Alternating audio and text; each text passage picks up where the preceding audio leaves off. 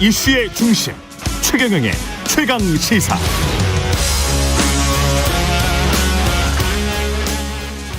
네, 이재명 대선 후보, 민주당 대선 후보의 최측근 그룹인 이른바 7인의 의원들이 이재명 정부에서 그 어떤 임명직도 맡지 않겠다, 백의종군 선언했고요.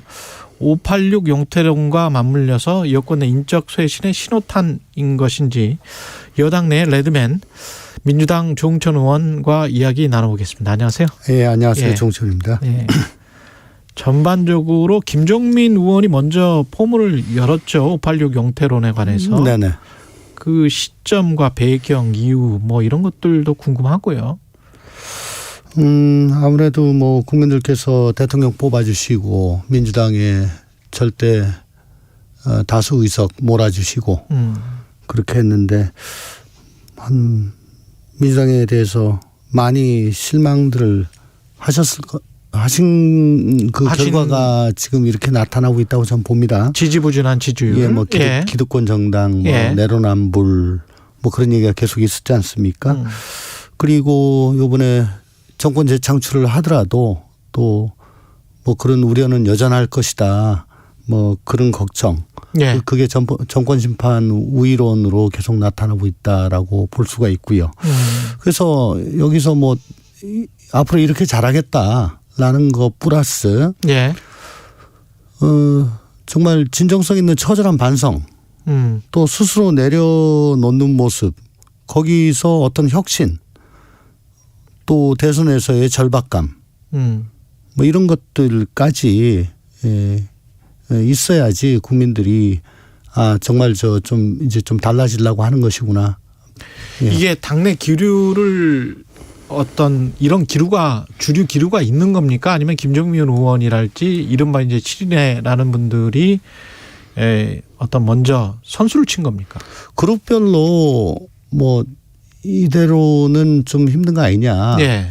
힘들다기보다 이대로는 뭐 뭔가 좀 플러스가 더 있어야 되는 거 아니냐 이런 얘기는 좀 있는데 뭐 전반적인 기류가 이렇다라고 말씀드리기까지는 아직은 아닙니다. 반발 같은 건 혹시 없습니까? 아직 뭐 이게 뭐 전반적으로 이게 형성된 게 아니기 때문에 또 그렇죠. 반발이 아직 생길 정도는 아니죠. 예. 그렇지. 뭐 다들 또 그렇지만 또 개별적인 고민은 또 하고 있는 것 같고요. 예. 그럼 뭐 방향이 중요할 텐데 혁신을 한다면 뭐 지난번에 뭐 삼선 의원 금지 그런 이야기도 했었잖아요. 그래서 당내에서 지금 토론을 하고 있는 걸로 알고 있는데 어떤 방식으로 가야 된다고 보세요? 그거는 좀 뭐 정치 개혁 그 특인가요? 뭐 그 단위에서 그렇게 내놓은 거고요. 그거하고는 다른 거고 이거는. 이건 이제 586이라고 하는 어떤 한 그 세대를 총칭해서 지금 갑자기 저 얘기를 하는 것이기 때문에 그 집단적으로 이건 강제하는 것은 뭐 사실상 어렵다라고 봅니다. 그렇겠죠. 예. 네. 결국은 개별적으로 개인적인 결단의 문제 아니겠느냐 싶은데요.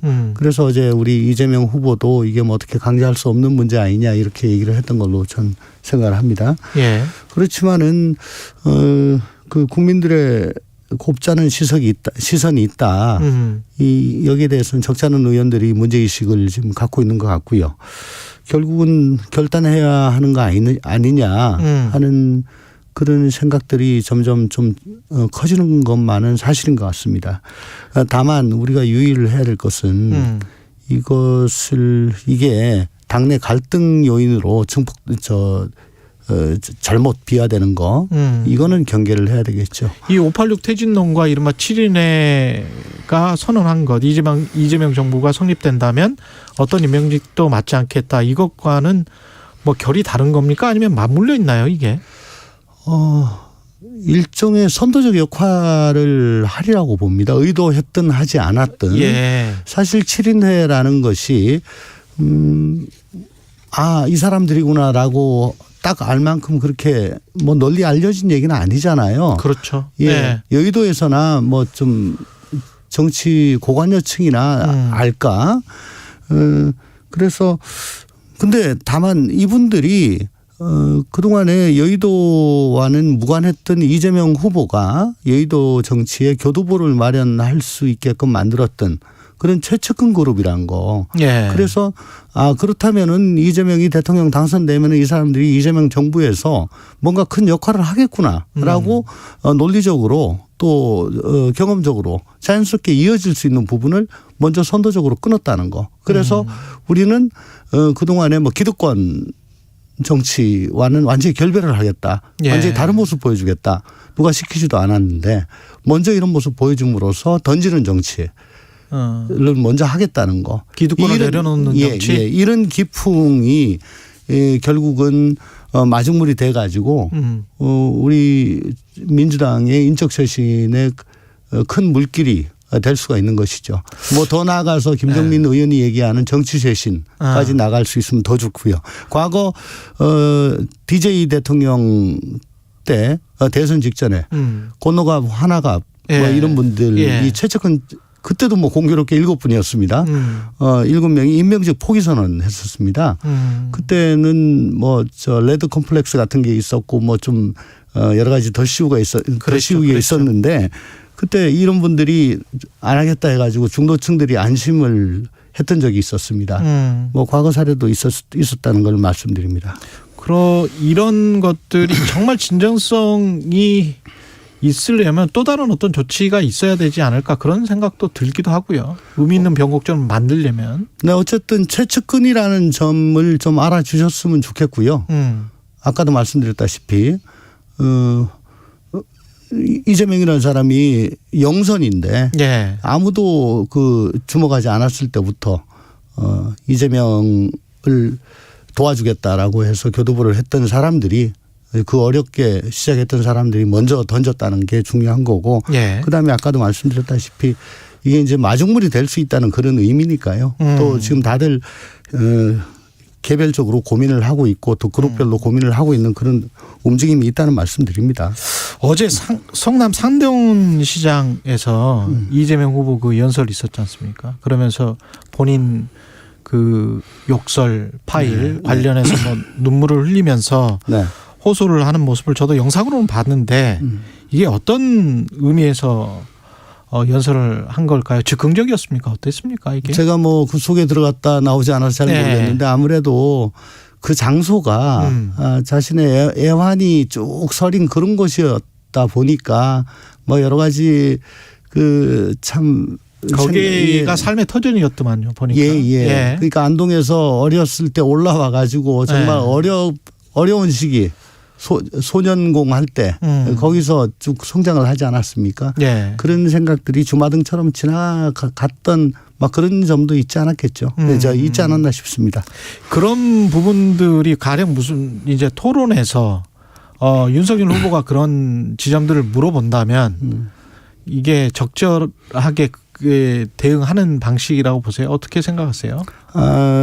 뭐 공직 후보자 특히 뭐 대통령 후보자가 자기 개인적인 감정을 뭐 너무 이렇게 표출하는 거는 적절하지는 않다고는 봅니다. 다만 최근에 불거진 이슈라든가 뭐 또 그 장소라든가 저번에 여기 나와가지고 한번 TPO를 말씀드린 적이 있는데 그렇죠. 뭐 TPO에 비춰보면은 뭐 크게 상궤를 벗어난 거는 아니다. 그 장소가 가지고 있는 어머니가 거기에서 아주 힘든 장사를 하셨던 그런 곳. TPO를 보면 뭐 크게 벗어난 건 아니다. 그렇게 생각이 됩니다. 아까 쇄신 이야기와 맞물려서 지금 사실은 이제 정청래 의원이 불교계에서는 제명하는 거를 바라는 것 같고 탈당하는 거를 바라는 것 같고요. 네네. 그런데 그리고 이제 승려대회도 열렸고. 근데 이제 한쪽에서는 그럴 일인가 이렇게 이제 주장하시는 분들도 있고 어떻게 생각하세요? 사실 제가 다른 방송 나가지고 정청래 의원 뭐 좀 자진 탈당하는 게 좋지 않겠냐는 말을 뭐 욕먹을 각오하고 먼저 한 적이 있습니다. 그래서 욕을 많이 먹었고요. 그 이유는 어쨌든 이 스님들 그 불교계 접촉하는 과정에서 비단 정청래 의원 발언 때문이 아니고 그것도 뭐 한 이유가 되겠지만은 오랫동안 켜켜이 쌓여진 뭐 이유로 마음이 많이 닫혀 계시는 걸 확인을 할 수가 있었어요. 예. 그래서 결국은 뭐 소신공양, 소지공약이라는 게 손가락. 예. 이런 말씀까지 극단적인 말씀까지 나오니까 이거는 어떻게든 일어나서는 안 되겠다. 네. 그건 뭐 극단적인 상황으로 가니까 그래서 그 용몰 각오하고 그렇게 말씀을 드렸는데 어쨌든 당 대표 또 뭐 정의원 그리고 저를 포함한 우리 당 의원들까지 뭐 108배도 하고 계속 죄송하다고 사과도 하고 찾아뵙고 진실하게 사과하고 절절하게 다가서고 있습니다. 예. 예, 그 과정에서 저희들 진심도 전달된 걸로 믿고 있고요. 겉에서 보기에는 아직 그 꽁꽁 얼어 있는 개울이지만 밑에는 그래도 녹은 물이 흐르고 있다고 저는 생각을 합니다. 예, 뭐 어느 정도 예. 지금 녹고 있다. 예. 그렇게 봅니다. 지금 조직 내부로 보면 국민의힘 같은 경우는 홍준표, 유승민 경선 후보가 확 참여하고 있지는 않은 것 같고 그렇지만 안철수 후보와의 단일화는 물밑에서 일어나고 있는지는 모르겠습니다만 그런 보도가 계속 나오고 있고요. 이낙연, 이재명 후보는 원팀으로 어제도 뭐 성남시장에 갔었고 네. 하지만 지지율은 뭐 어떤 조사에서는 윤석열 후보가 또 크게 앞서는 조사가 있거든요. 그래서 당에서 이거를 어떻게 지금 해석하고 있는지도 궁금하고요. 왜냐하면 한쪽은 더불어민주당은 이낙연, 이재명이 원팀을 외견상은 분명히 하고 있는데 그리고 국민의힘은 그렇지 않은데도 지지율이 이 정도라면 막판에 가서는 더 벌어지는 거 아니냐 그런 걱정도 들지 않으세요? 어차피 지금까지는 뭐 예선적인 의미가 있다고 보는 거고요. 예. 예, 과거 회고적인 그런 요인이 더 많이 작용을 하고 있다고 봅니다. 예. 사실 뭐 예선 전에는 정권 교체론이 압도적으로 지금 우위를 점해 왔지요. 그렇기 때문에 이렇게 될 수밖에 없었고 또 조사 기법에 따라 가지고 어떤 거는 뭐 우리 후보가 좀 이기는 게 있고 어떤 거는 뭐 압도적으로 예. 저 윤 후보가 이기는 게 있고 그래서 그 뭐 거기에 그 편차가 심한 건 사실인데 예. 결국은 이제 그 구정 지나고 뭐 한 달 정도 남겨놓고 이제 이렇게 됐을 때는 결국은 대선 본연의 전망 투표로 가지 않을 수가 없습니다. 내 삶에 어떤 영향을 미칠 것인가, 우리 대한민국이 어떻게 바뀔 것인가. 전망 투표로 갈 수밖에 없다. 예, 전망 투표로 가게 되면은 결국은 정책 역량이라든가 후보 개인의 자질을 볼 수밖에 없을 것이고 또 그 선행 지표가 당선 가능성이라는 건데 당선 가능성은 우리 후보가 항상 우위를 점하고 있습니다. 예. 그리고 또 고무적인 것은 30, 40대, 30, 50대 여성들이라든가 중도층에서 우리 후보 쪽으로 이동이 지금 좀 감지가 되고 있습니다. 네. 근데 그 세대 말씀하셨으니까 이대남 같은 경우에 확실하게 윤석열 후보가 좀 네. 앞서는 것 같고 네. 그다음에 생각보다 과거에 비해서 불경 쪽이 이재명 후보가 좀 크게 안 나오는 것 같은 여론조사를 보니까 그렇더라고요. 네네네. 어떻게 판단하고 계십니까? 아니 뭐 많이 안 나온다는 건 그만큼 예. 저희가 올라갈 여지가 많다고 그렇게 생각을 합니다. 올라갈 여지가 많다. 지금 전망투표를 해야 된다. 전망투표를 할 수밖에 없을 것이다. 그런데 이제 지금 언론에 나오는 것들은 사실은 김건희 씨 녹취록이랄지 뭐 도이치모터스 양평군 땅 뭐 또는 뭐 이재명 후보 같은 경우는 대장동 의혹이랄지 욕설 파일이랄지 뭐 이런 과거에 관한 것들이거든요. 이렇게 되면 이런 이야기들이 더 계속되면 계속될수록 김건희 녹취록까지 포함해서 오히려 민주당에게 불리한 거 아닙니까? 전망투표를 네, 그렇게 하고자 하는 유권자들에게는. 네, 결국은 후보의 자질, 능력, 정책 역량 뭐 또 대한민국이 지금 뭐 대전환 시대에 지금 맞이해 가지고 예. 더군다나 지정학적 요인이 우리가 참 보통 나라가 아니지 않습니까? 그렇죠. 예. 예. 여기서 어떻게 들고 나갈 것인가 이걸 가지고 진검승부를 해야 됩니다. 다만 예. 후보자 본인에 관련된 직접 관련된 문제에 대해서는 그거는 꼭 검증을 하고 넘어가야 된다고 생각하는데 예를 들면은 두 후보 다. 네, 그렇습니다. 후보자 본인에 대해서는 배우자는 뭐 그렇게까지 할 필요는 없고 예를 들어서 뭐 무속 관련 문제 또 어제 그런 얘기도 언뜻 봤습니다.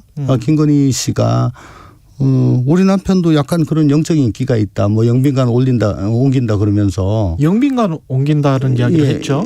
그러면서 우리 남편도 그런 기가 있다. 그래서 나하고 맺어진 거다. 그렇지 않습니까? 그 이야기 했죠. 네네네. 이거 뭐 무속이란 것이 뭐 사람의 선호에 따라 가지고 개인적으로는 얼마든지 뭐 그걸 믿고 뭐 하는 거 자유입니다. 그렇지만 그게 대통령의 생각에 행동에 국정에 영향을 미친다는 건 그건 안 되는 거죠. 그건 뭐 누구나 다 동의하는 일 아니겠습니까? 근데 저 그동안에 나온 자료들을 쭉 종합을 해보면 영향을 미칠 수도 있겠다라는 생각이 들지 않을 수가 없어요. 그렇지 않습니까? 거기다가 그런 그 자료들이 좀 노출이 되면은 국민의힘에서는 SNS, 뭐 유튜브, 뭐 나오는 쪽쪽 그냥 다 삭제를 해버립니다. 아, 그래요? 네. 다 삭제해버려요. 유튜브 같은 것도 뭐 떳떳하다고 하면서 그걸 왜 삭제를 합니까? 조직 자체도 없애버리고. 그래서 저는 그렇게 말씀드리고 싶습니다. 후보자 본인이 무속과 관련돼 있는지 여부에 대해서는 그거는 따져봐야 된다. 예를 들어 저 신천지 관련해서 그 압수수색 할 거냐 말 거냐를 그 건진 법사한테 물어봤다는 거 아닙니까? 검찰총장 시절에. 네네. 그랬더니 건진 법사가 그 이만희 총회장도 하나의 영매다. 당신이 대통령 되는데 걸림돌 될 수 있으니까 손에 피 묻지 말고 부드럽게 해라. 이렇게 자기가 조언을 했다. 그래서 압수수색 안 했다. 라는 게 보도가 됐지 않습니까? 그게 사실이면. 사실이라면. 그건. 그러니까 이건 뭐 보도가 됐으니까 제가 지금 드리는 말씀입니다. 국정 운영에 영향을 미칠 수가 있다는 단적인 사례거든요. 그건 좀 납득하기 힘들죠. 이런 거는 돼야죠. 예를 들어 지금 뭐 다른 나라 사례를 들어보면 브라질이라는 나라가 저게 펀더멘털이 아주 뛰어난 나라인데 지금 자원 많죠. 이상하죠. 왜냐? 그 브라질의 그 룰라라고 하는 보우소나루 대통령 뭐 각종 기행, 언행 이상하지 않습니까? 특히 그 코로나에 대해서는 백신 맞지 말라고 하는 사람이에요. 그랬죠. 그저께 브라질 보건부가 코로나 백신보다 말라리아 약인 하이드록시 클로로킨이 더 효과적이다. 보건부, 정부 부처가 공식적으로 그런 걸 발표를 했습니다. 문건을. 그러니까 학계가 난리가 나고요. 이게 아무런 과학적 근거 없이 부처가 그런 발표를 해요. 대통령이 저러니까. 이 남한 나라 일이 아닐 수가 있습니다. 이거는. 알겠습니다. 정리하겠습니다. 더불어민주당 조응천 의원님이었습니다. 감사합니다. 감사합니다. 오늘 하루 이슈의 중심. 당신의 아침을 책임지는 직격 인터뷰.